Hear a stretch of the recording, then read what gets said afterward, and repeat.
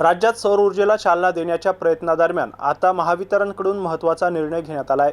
10 kilowatt क्षमतेपेक्षा जास्त solar प्रकल्पांवर ग्रीड चार्ज आकारला जाणार असल्याने ग्राहकांवर अतिरिक्त आर्थिक बोजा पडणार आहे. सौर ऊर्जा स्वस्त आणि पर्यावरणपूरक पर्याय म्हणून स्वीकारणाऱ्या नागरिकांसाठी हा धक्का मानला जातोय. विशेषतः मागासवर्गीय आणि व्यावसायिक ग्राहकांना याचा मोठा फटका बसण्याची शक्यता आहे.